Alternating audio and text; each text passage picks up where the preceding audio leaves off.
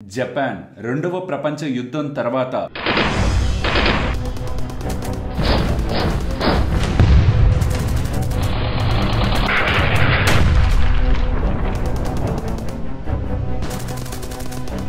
Hiroshima Nagasaki మీద జరిగిన atomic attack తర్వాత ఎంతలా గ్రో అయిందంటే ప్రపంచంలో ఉంటున్న పెద్ద పెద్ద దేశాలన్నిటినీ పక్కకి నెడుతూ ప్రపంచంలోనే సెకండ్ లార్జెస్ట్ ఎకానమీగా యుఎస్ తర్వాత నిలిచింది.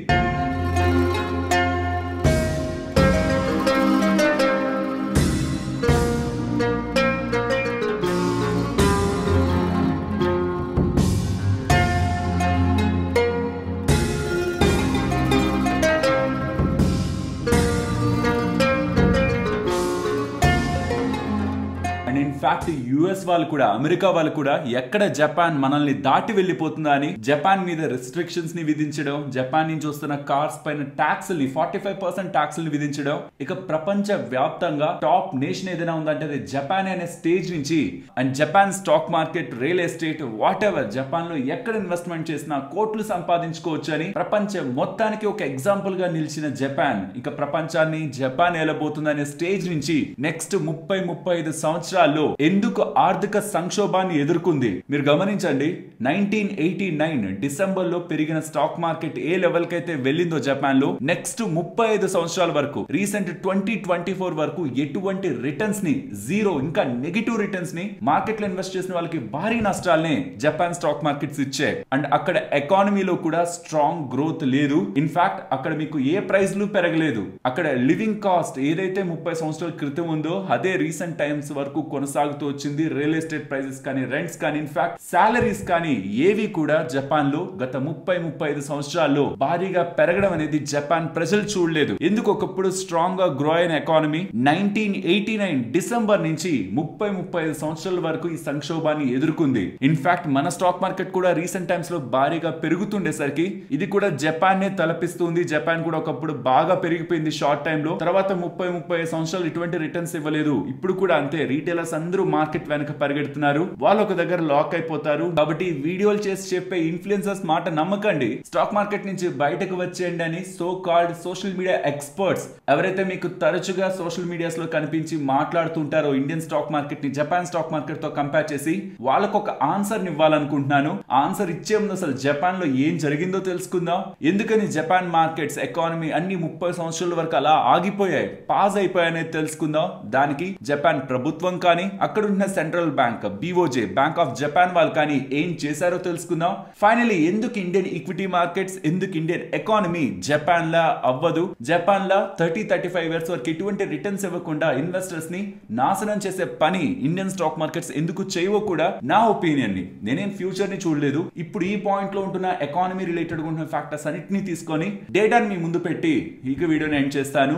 ఫ్రెండ్స్, ఇలాంటి ఇంట్రెస్టింగ్ డేటా పాయింట్స్ ఇలాంటి వీడియోస్ మీ ముందుకు తీసుకురావడానికి మేము మా టీమ్ మెంబర్స్ పెడుతున్న ఎఫర్ట్స్ మీకు వాల్యుబుల్ గా అనిపిస్తూ ఉంటే వీడియోని తప్పకుండా లైక్ చేస్తూ పెడుతున్న ఎఫర్ట్స్ ని ఎంకరేజ్ చేయండి. ఇక వీడియోలోకి వెళ్దాం. After world war 2 Hiroshima Nagasaki attack ఇవంతా అయిపోయిన తర్వాత ప్రపంచంలో ఏదైనా ఒక కంట్రీ శరవేగంగా పెరిగిందా అంటే అది నేను జపాన్ అనే చెప్తాను. ఎంతలా అంటే ప్రపంచం మొత్తం జపాన్ సైడ్ చూసేలా. ఇప్పుడు మీరు ఏదైతే కంపెనీస్ ని చూస్తూ ఉంటారో లైక్ ఎలక్ట్రానిక్స్ రిలేటెడ్ గా కానీ అండ్ మ్యానుఫ్యాక్చరింగ్ లో ఉంటున్న కార్స్, ఆటోమొబైల్స్ వీటన్నిటిలో కూడా ఏవైతే కంపెనీస్ ని చూస్తూ ఉంటారో ఇప్పుడు అవన్నీ డెవలప్ అయ్యిండొచ్చు. కానీ ఒకప్పుడు మ్యానుఫ్యాక్చరింగ్ అంటే, ఒకప్పుడు ఇండస్ట్రియలైజేషన్ అంటే జపానే గుర్తొచ్చేది. Like Sony, Panasonic, Hitachi, Mitsubishi, Toyota, Honda, Suzuki ఇలాంటి మ్యానుఫ్యాక్చరింగ్ రంగాల్లో జైంట్స్ ఇప్పటికీ మీకు కనిపిస్తున్న పెద్ద పెద్ద కంపెనీస్ అని ఆ పాయింట్ లోనే వాళ్ళ రంగాల్లో రాణిస్తూ ఇతర దేశాలకి ఎక్స్పోర్ట్ చేస్తూ జపాన్ ఒక స్ట్రాంగెస్ట్ ఎక్స్పోర్ట్ నేషన్ గా 1960లోనే స్టార్ట్ అయింది.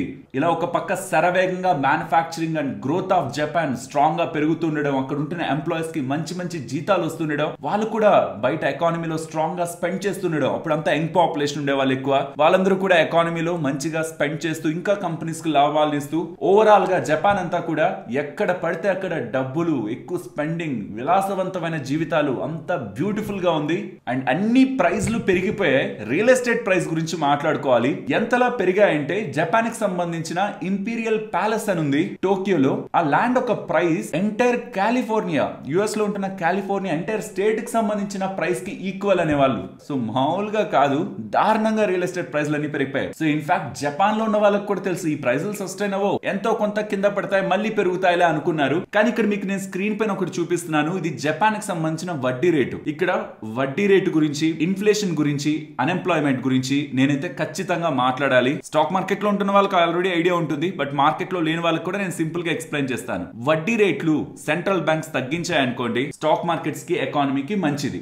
వడ్డీ రేట్లు పెంచుతున్నాయనుకోండి, స్టాక్ మార్కెట్స్ కి ఎకానమీకి మంచిది కాదు. ఓకే, సో ఇలా అనుకోండి, స్టాక్ మార్కెట్ కి ఎకానమీకి ఏదైతే మంచిది అవుతుందో అది కూడా రియల్ ఎస్టేట్ కి మంచిదే. స్టాక్ మార్కెట్ కి ఎకానమీకి ఏదైతే మంచిది కాదో రియల్ ఎస్టేట్ కి కూడా అది మంచిది కాదు.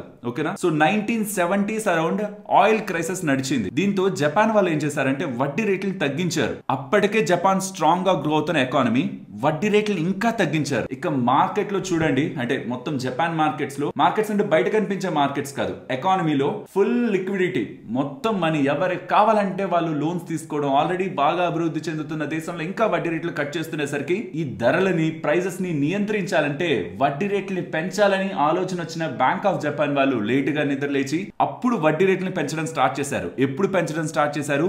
1989 లో. ఒక ఫాస్ట్ గా వెళ్తున్న కార్, చాలా ఫాస్ట్ గా, ఒక 30-40 కాదు, 100-200 దగ్గరగా వెళ్తున్న కార్ కి సడన్ గా హ్యాండ్ బ్రేక్ వేశారనుకోండి, సడన్ గా డిస్క్ బ్రేక్ వేశారనుకోండి, కార్ నార్మల్ గా ఆగిపోతుందా? పల్టీలు కొడుతూ పడుతుందా? సో ఇలా ఎప్పుడైతే ఫాస్ట్ గా అంత బాగుంది, అసలు యుఫోరియా స్ట్రాంగ్ గా ఉంటున్న దగ్గర ఒక్కసారి జపాన్ వాళ్ళు, బ్యాంక్ ఆఫ్ జపాన్ వాళ్ళు భయపెట్టడం స్టార్ట్ చేసేసరికి, వడ్డీ రేట్లను పెంచేసరికి మార్కెట్స్ అన్ని కుప్పకూలిపోయాయి.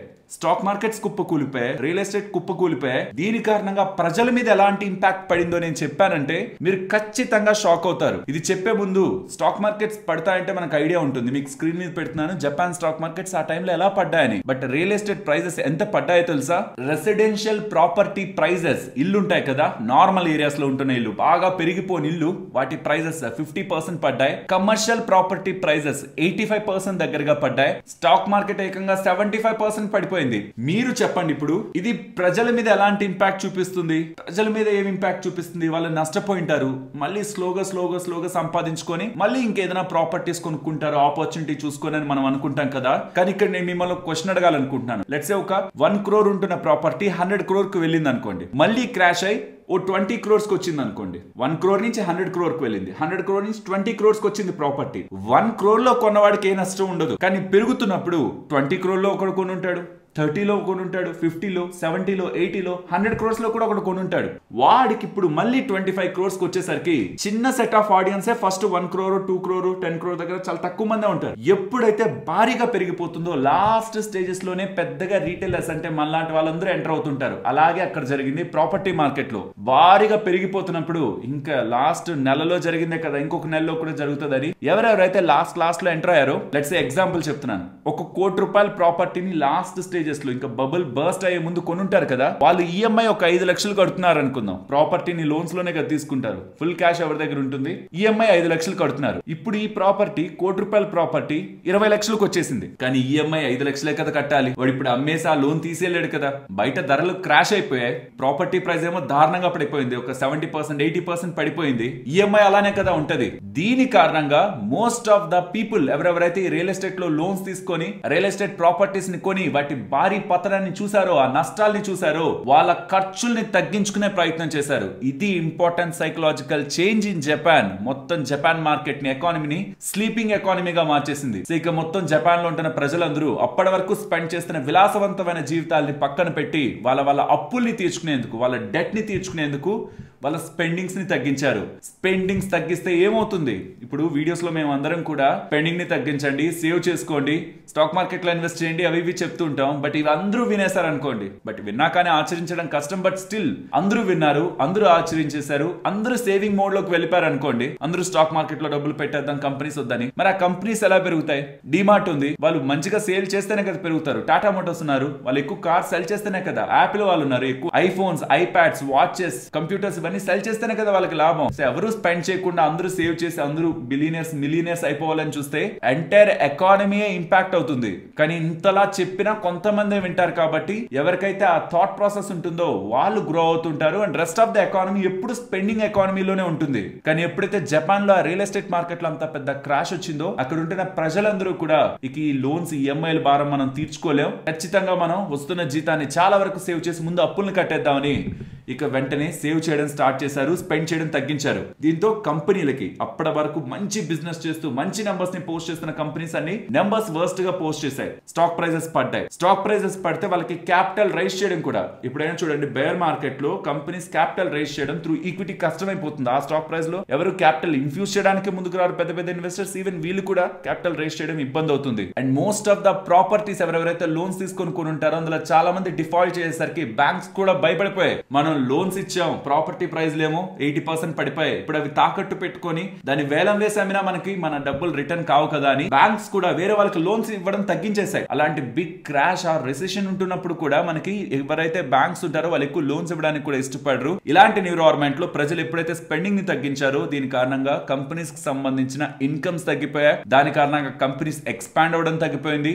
దేర్ బై జాబ్స్ కి సాలరీస్ ఇస్తుంటారు కదా, ఆ సాలరీస్ తగ్గాయి. ఈ సాలరీస్ తగ్గడంతో ఇంకా మనం ఎక్కువ సేవ్ చేయాలని అప్పటి వరకు సేవ్ చేసిన దానికంటే ఇంకా సేవింగ్ మెథడ్ లోకి సైకిల్ అలా రిపీట్ అయిపోయింది. సేవ్ చేశారు, కంపెనీస్ కి ప్రాఫిట్ తగ్గింది, జాబ్స్ తగ్గించారు, ఆర్ ఆల్రెడీ జాబ్ లో ఉంటున్న వాళ్ళకి ప్రాపర్ హైక్స్ ఇవ్వలేదు, సాలరీస్ తగ్గించారు. దీంతో ఇంకా సేవ్ చేయడం స్టార్ట్ చేశారు, ఇంకా కంపెనీస్ కి నష్టాలు. ఈ సైకిల్ స్టార్ట్ అయింది అక్కడే 1989 నుంచే. ఇది ఎప్పుడైతే బ్యాంక్ ఆఫ్ జపాన్ వాళ్ళు గమనించారో ఇక్కడ కూడా అంతే, కొంత లేట్ గా గమనించారు. 1989 లో స్టార్ట్ అయింది సినారియో. స్లోగా ఇంకా పెంచుతూనే ఉన్నారు, ఎకానమీ మీద ఇంపాక్ట్ పడుతుంది బట్ స్లోగా ఇంకా వడ్డీ రేట్లను పెంచుతూనే ఉన్నారు బ్యాంక్ ఆఫ్ జపాన్ వాళ్ళు. బట్ 1991 లో ఇది ఎప్పుడైతే బ్యాంక్ ఆఫ్ జపాన్ వాళ్ళు రియలైజ్ అయ్యారో, ఒకసారి చార్ట్ ని చూడండి.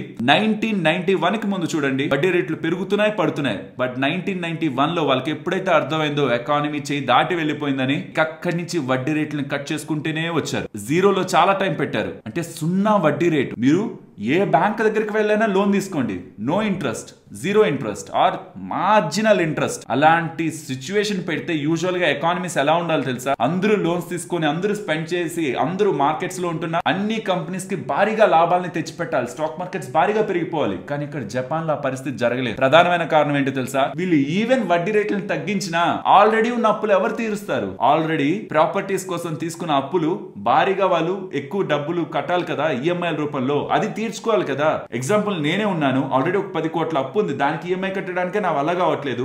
ఇప్పుడు సెంట్రల్ బ్యాంక్ వాళ్ళు ఒక జీరో వడ్డీ ఇచ్చారు కదా, నేను ఇప్పుడు కార్ కొంటానా, ఇంకొక ఇల్లు కొంటానా, ముందు నా అప్పు నేను తీర్చుకోవాలి కదా. కాబట్టి సెంట్రల్ బ్యాంక్ వాళ్ళు వడ్డీని కట్ చేసినా సరే అక్కడ ఏ ఉపయోగం రాలేదు. ఇదిలా జరుగుతుండగా పుండు మీద కారం అన్నట్టు 1997 జూలై అనుకుంటాను బ్యాంకింగ్ క్రైసిస్ ప్రజలకు కొంత అవగాహన తెచ్చిపెడుతూ వచ్చింది. అమ్మో గతంలో లోన్స్ ఇచ్చారు వీళ్ళకి, అన్ని నాన్ పర్ఫార్మింగ్ అసెట్స్ అయిపోయాయి కదా, మన డబ్బులు ఉంటాయో ఉండవో కొంచెం తీసుకుందామని 1997 జూలై నుంచి స్టార్ట్ అయ్యి పీక్ 1997 నవంబర్ లో ప్రజలందరూ బ్యాంకుల బయట భారీగా బారులు తీశారు. మొత్తం బ్యాంకుల బయట అంతా జనాలే. ఇప్పుడు సపోజ్ మీకే అడుగుతున్నాను, లెట్స్ సే ఒక ఎక్స్ అనే బ్యాంక్ ఉంది, ఆ ఎక్స్ అనే బ్యాంక్ ప్రతి బ్రాంచ్ దగ్గర జనాలు భారీగా ఉండి ఎందుకున్నారంటే మా డబ్బులు మేము తీసుకుంటాం, ఈ బ్యాంక్ ఉంటుందో పోతుందో మాకు తెలియట్లేదని మీతో అంటే, మరి మీరు కూడా మీ డబ్బులు తీసేసుకుందామని ప్రయత్నించరా? మొత్తం అందరూ అదే పని చేశారనుకోండి, బ్యాంక్స్ నుంచి డబ్బులు తీసేశారనుకోండి వెనక్కి, మొత్తం ఆర్థిక వ్యవస్థ కుప్పకూలిపోతుంది.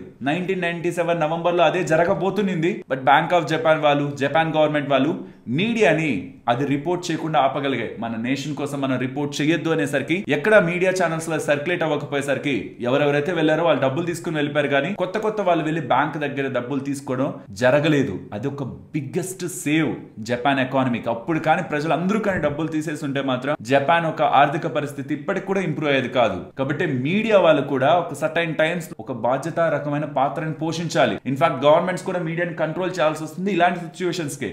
అవుట్ ఆఫ్ కంట్రోల్ వెళ్ళిపోతుంది అనుకుంటున్నప్పుడు అక్కడితో అయిపోలేదు. ఆ 1997 నవంబర్ లో మొత్తం ప్రజలంతా వెళ్ళి చాలా వరకు డబ్బులు తీసేసుకునేసరికి 1997 నుంచి 1998 ఈ పీరియడ్ లో 1 year పీరియడ్ లో 7 ఫైనాన్షియల్ ఇన్స్టిట్యూషన్స్ కొలాప్స్ అయిపోయాయి. ఇంకా కొన్ని కొలాప్స్ అవ్వబోతుంటే ట్యాక్స్ పేయర్స్ మనీతో బ్యాంక్ ఆఫ్ జపాన్ వాళ్ళు అండ్ జపాన్ ఫైనాన్స్ మినిస్ట్రీ వాళ్ళు అందరూ కలిసి కొన్ని ఫైనాన్షియల్ ఇన్స్టిట్యూషన్స్ ని కాపాడడానికి ప్రయత్నించారు. చెప్పాను కదా మీకు ఇందాకే, స్పెండింగ్ తగ్గినప్పుడు కంపెనీస్ కి లాభాలు తగ్గినప్పుడు వాళ్ళు వాళ్ళు ఇస్తున్న జీతాల్ని పెంచరు ఖచ్చితంగా, తగ్గించడానికి ప్రయత్నిస్తారు, కొత్త ఎంప్లాయ్మెంట్ ని క్రియేట్ చేయరు. ఇలాంటి సిచ్యువేషన్ లో అన్ఎంప్లాయ్మెంట్ కూడా ఈ డిఫ్లేషన్ అంటే డిమాండ్ కంటే సప్లై ఎక్కువ ఉన్నప్పుడు కంపెనీ ఆ ప్రొడక్ట్ ఒక ధరని తగ్గించడానికి ప్రయత్నిస్తుంది. దాన్ని డిఫ్లేషన్ అంటారు.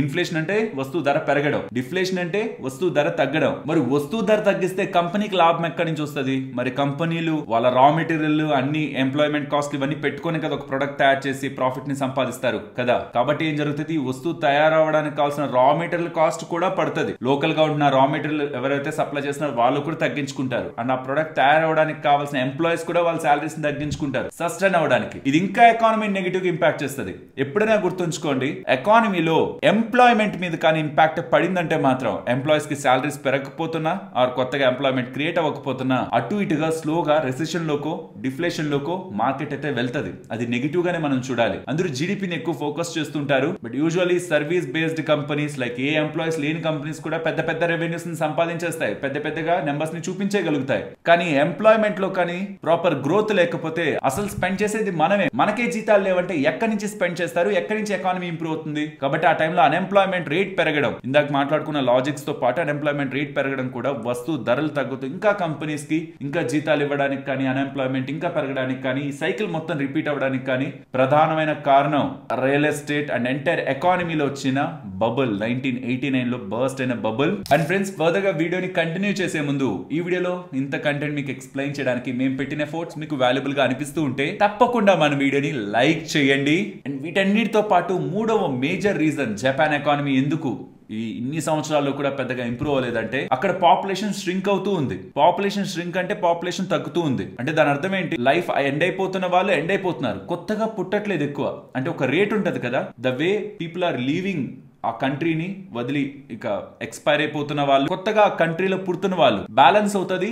అండ్ కొన్నిసార్లు కొత్తగా పుడుతున్న వాళ్ళే ఎక్కువ ఉంటారు, లైక్ మన దేశం కానీ వేరే దేశాల్లో కానీ ఎక్కువ ఉంటారు. కానీ జపాన్ లో ఏం జరిగిందంటే చనిపోతున్న వాళ్ళ సంఖ్య ఎక్కువగా ఉంది కానీ కొత్తగా వస్తున్న వాళ్ళ సంఖ్య తక్కువ ఉంది. దీనివల్ల ఏమైందంటే గ్రాడ్యువల్ గా అక్కడ ఏజ్డ్ పాపులేషన్ వచ్చేసారు. అంతా కూడా ఎక్కువ ఏజ్ ఉన్న పాపులేషన్ 20s 30s లో ఉంటున్న వాళ్ళు ఖర్చు పెట్టినట్టు ఖర్చు పెడతారా? వాళ్ళేదో వాళ్ళ రిటైర్మెంట్ సేవింగ్స్ అని ఏవేవో అవసరమో వాటిల్నే తెచ్చుకుంటూ హాస్పిటల్కో చిన్న వాటికి వాళ్ళకి అవసరం ఉన్నప్పుడే డబ్బులు ఖర్చు పెట్టుకుందాం అని చెప్పి వాళ్ళు అలా డబ్బుల్ని సేవ్ చేసుకుంటూ వెళ్ళిపోతారు. ఇది కూడా ఏజ్డ్ పాపులేషన్ డెమోగ్రఫిక్ ఇంబ్యాలెన్స్ కూడా అక్కడ ఉంటున్న ఎకానమీని ఇంపాక్ట్ చేయడంలో ప్రధానమైన కారణాలు. ఈ 3 కారణాలతోనే జపాన్ ఎకానమీ ఇంపాక్ట్ అయింది. మరి దీనికోసం అక్కడ ఉన్న గవర్నమెంట్స్, అక్కడ ఉన్న బ్యాంక్ ఆఫ్ జపాన్ ఏం చేశారు? బ్యాంక్ ఆఫ్ జపాన్ వాళ్ళు కొన్ని స్టెప్స్ తీసుకున్నారు. అవన్నీ నేను స్టెప్ బై స్టెప్ చెప్పేస్తాను. ఏ ఇయర్ లో తీసుకున్నారు, ఏమేం చేశారు, అది మరి టూ మచ్ లాగ్ అవుతుంది కాబట్టి ఓవరాల్ ఏం తీసుకున్నారో చెప్తాను. బ్యాంక్ ఆఫ్ జపాన్ వాళ్ళు and deflation and entire economy suffer అవుతున్న టైంలో అక్కడ ఉన్న ప్రైమ్ మినిస్టర్ ఏబ్ గారు ఒక మోడల్ ని తీసుకొచ్చారు, ఏబినామిక్స్ అని. So bank of Japan and అక్కడ ప్రైమ్ మినిస్టర్ తీసుకొచ్చిన రెవల్యూషనరీ మెథడ్స్, ఎకానమీని చేంజ్ చేయడానికి తీసుకొచ్చిన మెథడ్స్, ఈ రెండు కూడా జపాన్ ఎకానమీని ఆ పీరియడ్ నుంచి ఎంతో కొంత బయటికి లాగడానికి ప్రయత్నించాయి. ఎంత ఎక్స్ట్రీమ్ కి వెళ్లారో ఇప్పుడు నేను స్టెప్ బై స్టెప్ చెప్తా. ఫస్ట్ ఎప్పుడైతే వాళ్ళకి అర్థమైందో ఎకానమీ ఇంపాక్ట్ అయిపోతుంది, వడ్డీ రేట్లను మనం కట్ చేయాల్సిందే అని వడ్డీ రేట్లను కట్ చేసి ఫైనల్ గా జీరోకి తీసుకొచ్చారు. చూసారు మీకు ఇక్కడ నేను కంపారిజన్ కోసం జపాన్ ఇన్ఫ్లేషన్ ఒకసారి పెడతాను చూడండి. సో జపాన్ ఇన్ఫ్లేషన్ ని మీకు రెడ్ కలర్ లో పెడతాను. అండ్ రెడ్ అంటే కొంచెం డార్క్ బ్రౌన్ కలర్ లో, అండ్ ఇది బ్లూ కలర్ లో పెడతాను. సో ఇక్కడ మీరు స్క్రీన్ మీద గమనిస్తే బ్లూ కలర్ లో ఉంటున్నది వడ్డీ రేట్లు, ఆ బ్రౌన్ కలర్ గ్రాఫ్ లా ఉంది చూసారా, అది ఇన్ఫ్లేషన్ అనుకోండి. ఇన్ఫ్లేషన్ బాగా తగ్గిపోతూ ధరలు అసలు ఇంకా ఏ ధరలు పెరగట్లేదు, ఎంప్లాయ్మెంట్ లేదు ప్రాపర్ గా, బికాస్ కంపెనీస్ గ్రో అవ్వట్లేదు. సో ఎకానమీ అంతా కూడా స్టాగ్నెంట్ గా వెళ్ళిపోయింది, స్టాగ్ఫ్లేషన్ అయిపోయింది. ప్రైజెస్ అన్ని పాస్ అయిపోయాయి. పెద్ద సంవత్సరాలు మారినా ప్రైజులు పెరగట్లేదు, ఎకానమీ మూవ్ అవ్వట్లేదు అని తెలుసుకున్న జపాన్ వాళ్ళు 1991 నుంచి వడ్డీ రేట్లు కట్ చేయడం స్టార్ట్ చేసి జీరోకి తెచ్చారు. ఆ పాయింట్ లో కూడా చూడండి ఇన్ఫ్లేషన్ కాదు డీఫ్లేషన్ ఉంది. ఇక్కడ చూడండి -1.2 -4, ఒక పాయింట్ లో అయితే -1.3% కూడా ఇన్ఫ్లేషన్ కాదది డీఫ్లేషన్. ప్రైజుల ధరలు పెరగట్లేదు, తగ్గుతున్నాయి. మీరే చెప్పండి, 20 సంవత్సరాల నుంచి ప్రైజుల ధరలు అలానే ఉండి అండ్ వస్తువుల ధరలు ఇంకా పడుతున్నాయి అనుకోండి, పెరగట్లేదు అనుకోండి, వాళ్ళకి లాభాలు రావు, కంపెనీస్ కి లాభాలు రావు, వాళ్ళ ఎంప్లాయ్మెంట్ ని క్రియేట్ చేయలేరు, ఎకానమీ గ్రో అవ్వకపోతుంటే ప్రైజుల ధరలు ఏమో తగ్గుతున్నాయి, అది ఆనందపడాలా? మీకు చేతిలో డబ్బు లేదు అవి కొనడానికి, దానికి బాధపడాలా? సో కాబట్టి ఎప్పుడు ఏ ఎకానమీస్ అయినా ఏ కంట్రీస్ అయినా ఒక మార్జినల్ రేట్ తో ఇన్ఫ్లేషన్ పెరగాలి, వస్తువుల ధరలు పెరగాల్సిందే, జీరోలో ఉండకూడదు, నెగిటివ్ గా ఉండకూడదు, కొంచెం పెరుగుతూ ఉండాలి. దానికంటే ఎక్కువగా పీపుల్ సంపాదన పెరగాలి. వాళ్ళు ఇంకా స్పెండ్ చేయాలి, ఇంకా వస్తువుల ధరలు పెరగాలి, ఇంకా వాళ్ళ ఇన్కమ్స్ పెరుగుతుండాలి. ఇవి ఎప్పుడైతే బ్యాలెన్స్డ్ గా ఉంటుంటాయో అప్పుడు ఎకానమీ బాగున్నట్టే. కాబట్టి ప్రతి సెంట్రల్ బ్యాంక్ ఒక టార్గెట్ పెట్టుకుంటుంది ఇన్ఫ్లేషన్ కి. మన ఆర్బీఐ వాళ్ళు ఏం పెట్టుకుంటారు, 4+or-2, డౌన్ సైడ్ +2 దగ్గరైనా ఉండాలి, అప్ సైడ్ +6 దగ్గరైనా ఉండాలి, ఇన్ బిట్వీన్ ఉండాలి. దానికి మించి ఉండకూడదు, దీనికి తగ్గి కూడా ఉండకూడదు. 2% కంటే ఇన్ఫ్లేషన్ తగ్గి కూడా ఉండకూడదు ఆర్బీఐ ప్రకారం. యుఎస్ కి సంబంధించిన ఫెడ్ వాళ్ళు ఏం పెట్టుకుంటారు, 2% దగ్గర ఉండాలి ఇన్ఫ్లేషన్ టార్గెట్ అని పెట్టుకుంటారు. కానీ వీళ్ళకి ఏమైపోయింది, మైనస్ లోకి వెళ్ళిపోయింది. జీరో వడ్డీ రేట్లు పెట్టారు. బట్ స్టిల్ అది ఇంకా యూజ్ లేదు. నేను మీకు స్టార్టింగ్ లో చెప్పాను లాజిక్. ఆల్రెడీ అప్పులు ఉన్నాయి, ఈఎంఐలు ఉన్నాయి. వీళ్ళు వడ్డీ రేట్లు జీరో చేస్తే మాత్రం కొత్త అప్పులు తీసుకుంటారా? ఇలాంటి సందర్భంలో బ్యాంక్ ఆఫ్ జపాన్ వాళ్ళు తీసుకున్న ఫస్ట్ స్టెప్ ఏంటి, జీరోకి తీసుకొచ్చారు. జీరోకి తీసుకొచ్చినా పెద్ద లాభం రాలేదు. తర్వాత చేసింది క్వాంటిటేటివ్ ఈజింగ్. అంటే జపాన్ కి సంబంధించిన government debt or government bonds ఉంటాయి కదా, దాన్ని బ్యాంక్ ఆఫ్ జపాన్ వాళ్ళు కొనేసుకొని మార్కెట్ లోకి డబ్బుల్ని ఇన్ఫ్యూజ్ చేశారు. Almost 70% of government debt bank of Japan వాళ్ళే కంట్రోల్ చేశారు. వాళ్ళే most of the government bonds ని కొన్నారంటే మార్కెట్ లోకి ఇంకెంత డబ్బులుందో ఆలోచించండి. ఏం చేయాలనుకుంటున్నా మార్కెట్ లో డబ్బులుంది, వడ్డీలు తక్కువ, ఇంట్రెస్ట్ రేట్లు జీరో పెట్టారు. క్వాంటిటీ యూజింగ్ బాండ్ పర్చేసెస్ ద్వారా భారీగా మార్కెట్ లోకి డబ్బులు తీసుకొచ్చారు. నాట్ ఓన్లీ గవర్నమెంట్ రిలేటెడ్ గా 70%, కార్పొరేట్ బాండ్స్ కూడా, పెద్ద పెద్ద కంపెనీస్ కి సంబంధించిన బాండ్స్ కూడా 15% కొన్నారు. ఇక వాళ్ళని కూడా బూస్ట్ చేద్దాం, వాళ్ళకి కూడా డబ్బులు ఇద్దామని. కంపెనీస్ కి డబ్బులు ఇస్తే వాళ్ళైనా ఎక్స్పాండ్ చేస్తారు, మంచిగా గ్రో అవుతారు అనుకుంటే వాళ్ళు ఏం చేశారు తెలుసా, ఒకవేళ గ్రో వస్తున్న లాభాలను కూడా డివిడెండ్స్ రూపంలో ఇచ్చేశారు. సో గ్రో చేస్తే ఇక్కడ ఎకానమీ ఇలా ఉంది, ఇక్కడ గ్రో చేయడం ఎందుకని షేర్ హోల్డర్స్ కి డివిడెండ్స్ ఇచ్చేశారు. డివిడెండ్స్ తీసుకున్న వాళ్ళు ఏం చేశారు, వచ్చిన డబ్బుల్ని ఏమైనా స్పెండ్ చేసుకున్నారా? లేదు. వాళ్ళ అప్పులు తీర్చుకోవడమా లేకపోతే సేవ్ చేసుకోవడమా? సేవింగ్ మెంటాలిటీ వచ్చేసింది కదా, అంతే. వాళ్ళు ఎంత ప్రయత్నించినా జీరోలో వడ్డీ రేట్లు పెట్టారు, యూజ్ లేదు.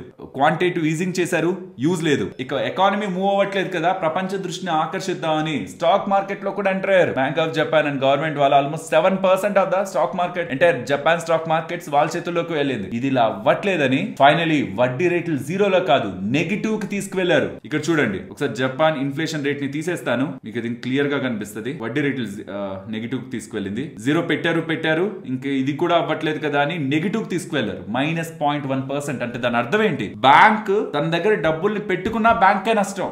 నెగిటివ్ వడ్డీ రేట్లు అవి. సో బ్యాంక్స్ ని డిస్కరేజ్ చేసి మీ దగ్గర డబ్బులు ఉంచుకోవద్దు, ఇచ్చేయండి, అప్పులకి ఇచ్చేసేయండి. తీసుకోవాలనుకున్న వాళ్ళు కూడా హ్యాపీగా అప్పులు తీసుకోండి. నెగిటివ్ వడ్డీ రేట్లు అనేసరికి ఎకానమీ బూస్ట్ అయిపోతుంది, ఎకానమీ గ్రో అయిపోతుంది అనుకున్నారు. బట్ స్టిల్ అదే కథ. బ్యాక్ నాకు అప్పులు ఉంటే వాళ్ళు వడ్డీ రేట్లు నెగిటివ్ పెట్టారని కూడా అప్పు తీసుకొని మళ్ళీ దానికి తీర్చాలి కదా, ఆ డబ్బులు తీర్చాలి కదా, మెంటాలిటీ రావాలి కదా, డబ్బులు తీసుకుని ఏం చేయాలనే ఒక క్లారిటీ రావాలి కదా. అక్కడ కూడా అది లేకపోవడం, ఇమీడియట్ గా నెగిటివ్ ఇంట్రెస్ట్ రేట్స్ తీసుకురావడం కూడా మార్కెట్స్ ని ఇమీడియట్ గా బూస్ట్ చేయలేదు. బట్ స్లోగా అది జపాన్ ఎకానమీ అయితే కొంత సపోర్ట్ నిచ్చింది. ఓకే, ఎందుకు మనం వడ్డీకి లోన్స్ తీసుకోవాలన్న దానికి ఒక లాజిక్ నిచ్చింది. అండ్ ఈ టైంలోనే అక్కడ ఉన్న ప్రైమ్ మినిస్టర్ ఏబినో మికుసు గారు ఏబినామిక్స్ అనే ఒక పాలసీని తీసుకొచ్చారు. ఇందులో చాలా వాటిని టార్గెట్ చేస్తూ ఎలా అయినా నేను జపాన్ ఎకానమీని స్ట్రాంగ్ గా మూవ్ చేస్తానని various measures bank of Japan వాళ్ళతో కలిసి ప్రైమ్ మినిస్టర్ గారు అప్పుడు తీసుకొచ్చిన మెజర్స్ కూడా ఈ ప్రైవేట్ కంపెనీస్ ని ఇంకా ఇన్సెంటివైజ్ చేయడం, మీరు కొత్తగా బిజినెస్ స్టార్ట్ చేయండి, ఎంప్లాయ్మెంట్ ని క్రియేట్ చేయండి అనడం, బ్యాంక్స్ అందరూ కూడా అష్యూరెన్స్ ఇవ్వడం, విండో గైడెన్స్ అంటారు, మీరు ఇవ్వండి, ఈ సెక్టార్స్ కి డబ్బులు ఇవ్వండి, మేమున్నాం, మేము చూసుకుంటామని గైడెన్స్ ని ఇవ్వడం, గవర్నమెంట్ డెట్ ని కొనేయడం,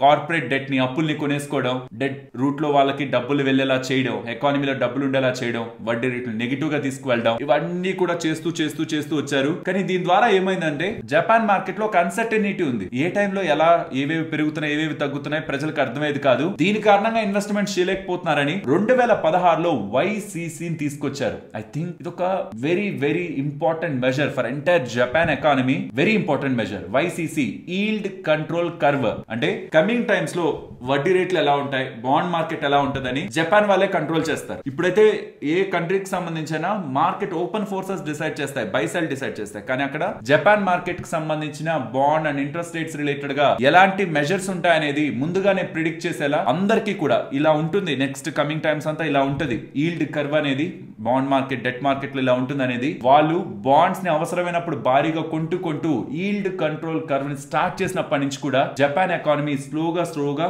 ఇంప్రూవ్ అయింది. సో ఇన్ని మెజర్స్ తీసుకొని అండ్ వైరస్ టైంలో కూడా ఏదైతే గ్లోబల్ గా హెవీ మనీ ప్రింటింగ్ ఉందో జపాన్ వాళ్ళు కూడా అలానే ప్రింట్ చేశారు. యాక్చువల్లీ వాళ్ళు ఎప్పటి నుంచో ప్రింట్ చేస్తున్నారు మనీని. అంత ప్రింట్ చేసి కూడా ఇన్ఫ్లేషన్ పెరుగుతుందా అని వెయిట్ చేస్తూ ఉంటే ఫైనలీ ఈ రీసెంట్ టైమ్స్ లో 2022లో ఇన్ఫ్లేషన్ అక్కడ పెరుగుతూ 3% 4% మార్క్ రీచ్ అయింది. అమ్మయ్య, ఇప్పుడు గతంలో ఎప్పుడుంది అది? ఈ క్రైసిస్ రాకముందు ఉండేది. ఆ లెవెల్స్ కి మళ్ళీ వస్తుండడం, ఓకే జపాన్ ఎకానమీ మళ్ళీ నార్మల్ అయిపోయింది కదా అని రీసెంట్ గానే మార్చ్ 19, 2024 లో ఈల్డ్ కంట్రోల్ కర్వ్ అన్నాను కదా, కమింగ్ టైమ్స్ లో బాండ్ మార్కెట్ ఆర్ ఈ rate market, interest rate market ఎలా ఉంటుందని ప్రిడిక్టబిలిటీని మెయింటైన్ చేస్తూ బాండ్స్ ని ఎక్కువ కొంటూ వీళ్ళు తీసుకొచ్చిన ఈల్డ్ కంట్రోల్ కర్వ్ ని తీసేశారు. అండ్ ఇంట్రెస్ట్ రేట్స్ ని కూడా -0.1% నుంచి 0 to 0.1% పాజిటివ్ తెచ్చారు. ఫస్ట్ టైం వడ్డీ రేట్లు నెగిటివ్ నుంచి మళ్ళీ పాజిటివ్ తెచ్చారు. అండ్ రీసెంట్ గా జూలై ఎండింగ్ లో 0.25% కి వడ్డీ రేట్లు పెంచుకున్నారు. ఇది జపాన్ రిలేటెడ్ గా జరిగిన ఎంటైర్ సినారియో. ఇక్కడ ఒక ఇంట్రెస్టింగ్ పార్ట్ గురించి చెప్పాలి. రీసెంట్ గా స్టాక్ మార్కెట్స్ బాగా ఫాలో అయ్యాయి కదా, దానికి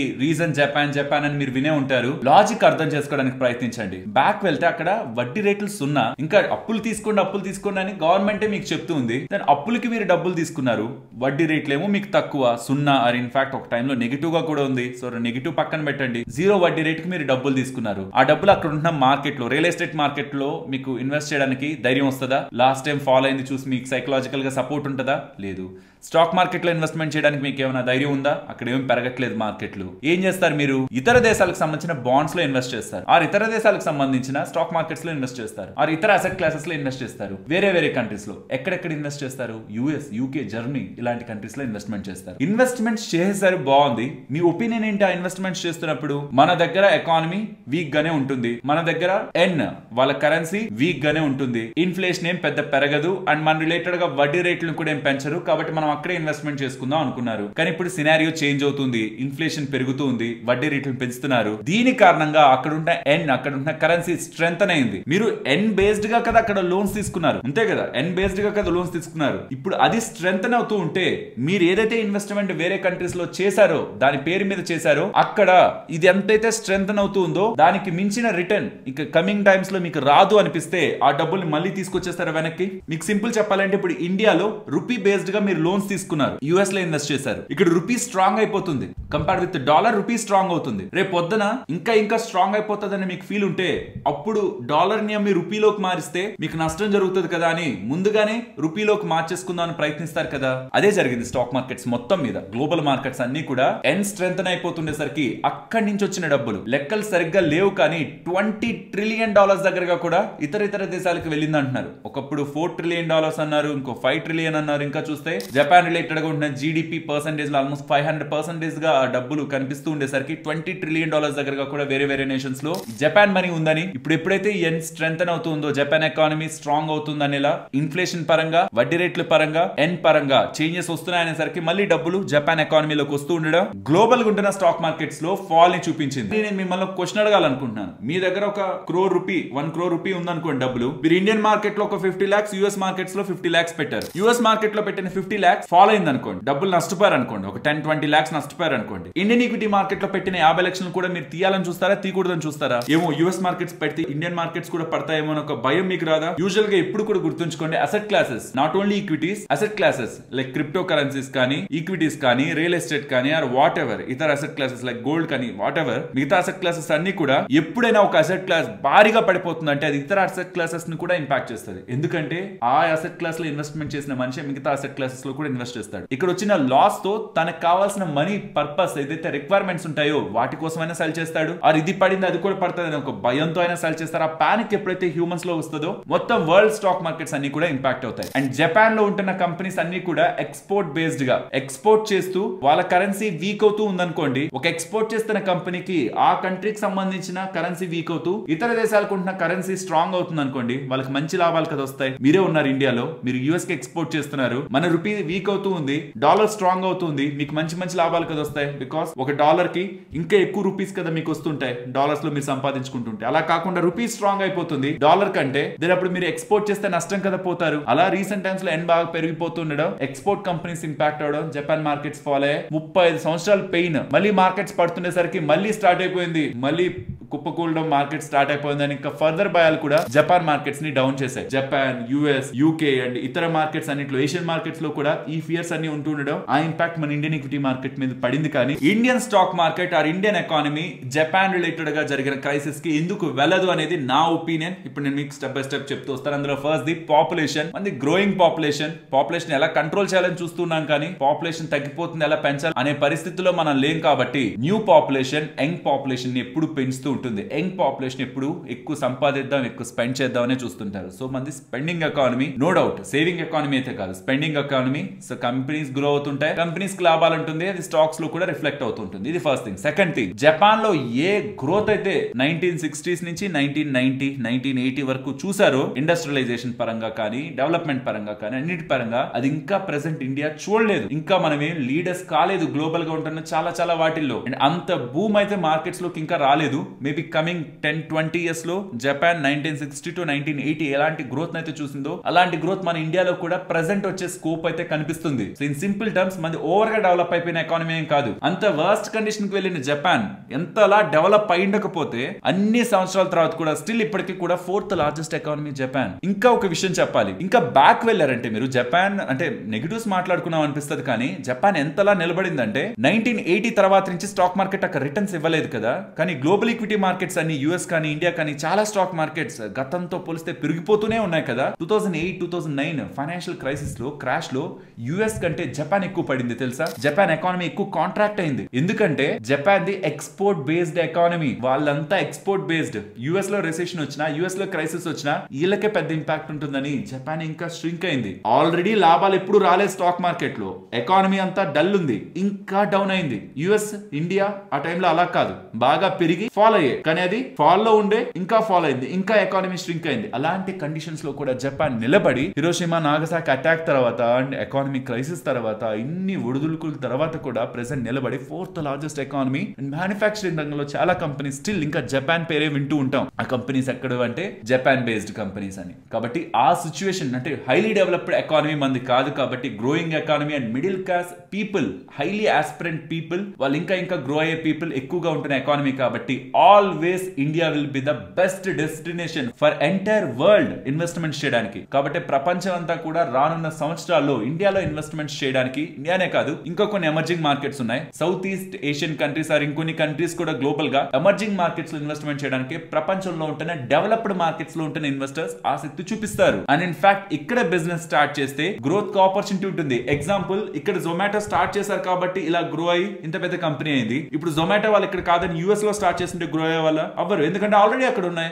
జపాన్ ఆల్రెడీ అక్కడ ఉన్నాయి, బట్ ఇక్కడ ఆపర్చునిటీ ఉంది, ఆల్రెడీ లేవు. కాబట్టి ఇక్కడ ఇంకా గ్రో అయ్యే కంపెనీస్ వచ్చి ప్రజలు ఇంకా వాటికి లాభాలు ఇవ్వడానికి స్కోప్ ఉన్న ఎకానమీ. కాబట్టి జపాన్ తో ఇండియాని కంపేర్ చేయడం అనేది లాజిక్ లేదు. And finally last but not least, hats off to RBI. నాకు ఇక్కడ నచ్చేది ఏంటంటే ఆర్బీఐ వాళ్ళు మొత్తం మునిగిపోయాక వచ్చి అయ్యో మునిగిపోయిందని చూసేవాళ్ళు కాదు. మునిగిపోతుందని వాళ్ళకు ఒక 1% ఒపీనియన్ వచ్చినా వెంటనే బయటకు వచ్చి బ్యాంక్స్ తో మీరు ఇలా చేస్తున్నారు కరెక్ట్ కాదు ఆగండి, మీరు ఇలా అప్పులు ఇచ్చేస్తున్నారు కరెక్ట్ కాదు ఆగండి అని ప్రోయాక్టివ్ గా డిసిషన్స్ ఆర్బీఐ వాళ్ళు తీసుకుంటున్నారు. And I strongly believe present ఉంటున్న గవర్నమెంటే కాదు, ఫ్యూచర్ లో వచ్చే గవర్నమెంట్స్ కూడా ఆర్బీఐని కంట్రోల్ చేయాలని చూడొద్దు. వాళ్ళకి ఒక ఫ్రీ హ్యాండ్ వదలాలి. వాళ్ళ ఒపీనియన్స్, వాళ్ళ అనాలిసిస్ తో ఎకానమీ ఎలా వెళ్తే బాగుంటుంది అనేది వాళ్ళ గైడెన్స్ తోనే, ఎకానమీలో వడ్డీ రేట్లు బ్యాలెన్స్డ్ గా ఉంటేనే అన్నెసరీగా మార్కెట్స్ భారీగా పెరిగిపోవడం కానీ ఆర్ భారీగా బూమ్ అయిపోవడం కానీ ఆర్ అంత బూమ్ అయిపోయిన తర్వాత క్రాష్ అయిపోవడం కానీ జరగదు. సో ఎప్పుడైనా రెగ్యులేటర్స్ ఆర్బీఐ కానీ సెబీ కానీ ఎవరైనా కానీ మార్కెట్స్ బాగా పెరిగిపోతున్నాయి, రీటైలర్స్ ఎక్కువగా ఇన్వాల్వ్ అయిపోతున్నారు అని వాళ్ళ కన్సర్న్స్ ని వ్యక్తం చేస్తున్నారు అనుకోండి,